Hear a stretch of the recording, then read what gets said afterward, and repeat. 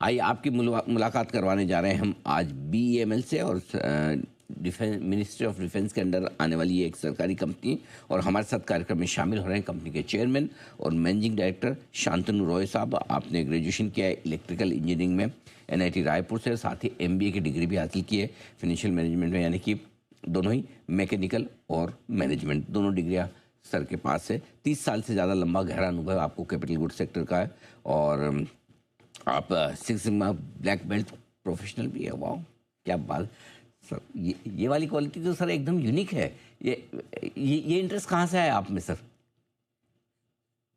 नमस्कार अनिल नमस्कार जी। सर। पहले तो अच्छा लग रहा है आपसे बहुत समय के बाद में जी मुलाकात हो रही है। जी सर। तो जो सिक्स सिग्मा ब्लैक बेल्ट है, देखिए क्वालिटी तो बहुत अहम एरिया है किसी भी कैपिटल गुड्स मैन्युफैक्चरिंग सेक्टर के लिए। बाकी सारे सेक्टर में भी क्वालिटी अहम है और यहाँ पे भी क्वालिटी बहुत अहम है। तो सिक्स सिग्मा ब्लैक बेल्ट से कम से ये मेरे को जो है काफी मतलब एक विजिबिलिटी मिलती है कि क्वालिटी को किस तरह से इंप्रूव करना चाहिए। डिफेक्ट्स पर मिलियन अपॉर्चुनिटीज, बेसिकली ये सिक्स सिग्मा कहलाता है। तो जी ये तो अभिन्न अंग है किसी भी इंजीनियर के लिए। और तो इसमें इसमें तो नेचुरली ये चीज होना ही था। नहीं सर, मैं नेचुरली। इसलिए भी पूछा था क्योंकि आमतौर पर क्या है, अगर आपने एक मैनेजमेंट की डिग्री हासिल कर ली है, एमबीए कर लिया, आप इंजीनियरिंग भी है, तो उसके बाद आपको लगता है ठीक है इतनी पढ़ाई हो गई, काफ़ी इससे बढ़िया फर्स्ट क्लास हो गई, लेकिन ये और जो लर्निंग वाला जो एक वो एस्पिरेशन होता है वो बहुत इंपॉर्टेंट है, वो सीखने लायक है। आइए सर, इससे पहले कंपनी के बारे में बात करूँ, थोड़ा सा एक चीज़ और समझना चाहता हूँ आपसे कि क्या बीईएमएल का मिडिल ईस्ट से रिलेटेड कुछ कारोबार है जिसका कोई है कि नहीं? पहले तो ये, और है तो कितना है और कितना असर पड़ रहा है इस तनाव का? सर, मिडल ईस्ट में हमारा नॉर्मली एक्सपोर्ट होता है। तो इस साल इस वर्ष जो हमें एक्सपोर्ट करना था मिडल ईस्ट को हम कर चुके हैं। तो मुझे नहीं लगता कि अभी जो करंट सिचुएशन है इससे हमारे एक्सपोर्ट पे कोई फर्क पड़ेगा, क्योंकि हमारा जो फ्यूचर जो एक्सपोर्ट प्लान है वो भी इस क्षेत्र में इमीडिएट नहीं है। ये थोड़ा लॉन्ग टर्म में है, लॉन्ग टर्म में जब आएगा तब करेंगे।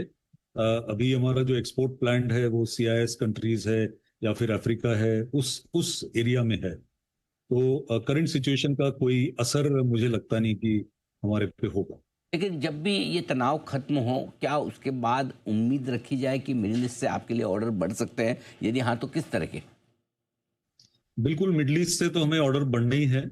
और जैसा कि मैंने अपने पिछले एक वार्तालाप में बताया था कि हम लोग एक टेंडर में मिडल ईस्ट में ही L1 आए हैं।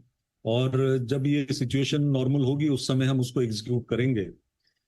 और जैसे ही ये, क्योंकि क्या होता है इसके बाद में रिहैबिलिटेशन रीबिल्डिंग इसका कार्यक्रम स्टार्ट होता है। उस समय बीएमएल जैसी कंपनी जो कि इंफ्रास्ट्रक्चर इक्विपमेंट बनाती है, हेवी अर्थ मूविंग मशीनरी बनाती है, तो उसमें डेफिनेटली हमारे लिए अपॉर्चुनिटी बढ़ती है। राइट। शांतनु सर, एक बार ज़रा ऑर्डर बुक का अंदाज़ा दें, इस वक्त कितनी ऑर्डर बुक है? हाल ही में आपने इस तिमाही में कितने नए ऑर्डर्स जोड़े हैं और किस सेगमेंट में ऑर्डर आपको मिलते हुए दिख रहे हैं, जरा ये समझाएं। हमारा जो करंट ऑर्डर बुक है वो करीब 16,200 16,300 करोड़ के आसपास का है, जिसमें कि 80% रेल मेट्रो का है, 10% डिफेंस, 10% माइनिंग का है। अ, इस तिमाही में अब तक छोटे छोटे कुछ ऑर्डर मिले हमको, 200-250 करोड़ के। परंतु अभी जो है अगले कुछ दिनों में मुझे उम्मीद है कि कुछ बड़े ऑर्डर आएंगे हमारे को, डिफेंस से आएंगे। फिर जैसा मैंने बताया एक पर्टिकुलर केस में मेलबर्न आए हैं मिडल ईस्ट में, उसका ऑर्डर आना चाहिए। एक रोलिंग स्टॉक का जो है ये ऑर्डर अफ्रीका से मैं उम्मीद कर रहा हूँ। इसके अलावा रोलिंग स्टॉक के कुछ और ऑर्डर्स की मुझे आशा है। तो इस वित्तीय वर्ष के अंत तक जो भी ऑर्डर आने की उम्मीद है वो करीब 70% रेल मेट्रो से आएगा, 25% करीब डिफेंस से आएगा और 5% जो है माइनिंग से आएगा। ये आपके लिए ऑर्डर बुक को लेकर है।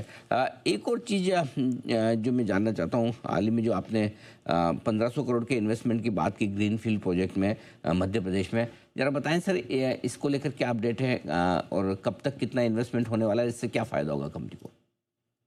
ये जो है सर, ये इन्वेस्टमेंट बेसिकली ग्रीनफील्ड प्रोजेक्ट के लिए है, जो Brahma BML rail hub for manufacturing, इसके लिए रहेगा। ये फेज मैनर में रहेगा। और इससे जो हमारी रोलिंग स्टॉक मैन्युफैक्चरिंग की कैपेसिटी है, ये दोगुना हो जाएगी। तो ये काफी बड़ा फायदा कंपनी को होगा। आज की डेट में बीएमएल के पास में लगभग 1600 कोचेस का ऑर्डर है, भिन्न भिन्न प्रकार के, metro, commuter rail, maintenance vehicles, track machine, सब मिला के। और आगे आने वाले समय में रोलिंग स्टॉक जो है, अभी एक बहुत बड़ा टेंडर जो ऑलरेडी कोटेड है एमआरबीसी का, 2856 कोचेज हैं उसके अंदर में। इसके अलावा कुछ मेट्रो के टेंडर ऑलरेडी अभी चल रहे हैं। तो आगे आने वाले समय फिर ये जो 7 हाई स्पीड कॉरिडोर पिछले बजट में जो अनाउंस हुआ है, इससे बीएमएल जैसी कंपनी को आगे रोलिंग स्टॉक के ऑर्डर्स की अपॉर्चुनिटी साइज हमारे लिए काफी बड़ी हो गई है। और इसीलिए ब्रह्मा जैसे ग्रीनफील्ड प्रोजेक्ट इन्वेस्टमेंट जो है, ये आगे के लिए हमारे लिए काफी लाभदायक रहेगा। इसमें जैसा कि मैंने बताया, 2 फेज में है ये। पहला फेज जो है, ये करीब 700, 750, 800 करोड़ के लगभग का होगा। और इसको बनने में हम अगर फास्ट ट्रैक करते हैं तो 18 से 24 महीने लगेंगे। सेकेंड फेज में हम थोड़ा सा वेट करेंगे, depending on the performance of this project. और उसके बाद में जो है सेकेंड फेज में और फर्स्ट फेज में करीब 2-2.5 साल का गैप रहेगा। और इसमें इसमें अत्याधुनिक रोलिंग स्टॉक, चाहे वो केप गेज हो, चाहे ब्रॉड गेज हो, चाहे स्टैंडर्ड गेज हो, हाई स्पीड ट्रेन हो, मेट्रो ट्रेन हो, commuter rail, normal AC MU हो, एल्यूमिनियम ट्रेन हो, ये इस तरह का मॉड्यूलर एक कॉन्सेप्ट के साथ हम आगे बढ़ रहे हैं विद लीन मैन्युफैक्चरिंग टेक्निक्स, जिसमें कि किसी भी प्रकार का रोलिंग स्टॉक, किसी भी प्रकार की ट्रेन हम इसमें उसका विनिर्माण कर सकते हैं। तो ये बहुत ही बढ़िया इंटरेस्टिंग डेवलपमेंट होते हुए, शांतनु रॉय साहब, बहुत बहुत धन्यवाद आपका, आपने समय दिया और विस्तार से कंपनी के प्लान्स के बारे में बताया। जल्द आपसे फिर मुलाकात होगी। आज के लिए बहुत बहुत शुक्रिया सर।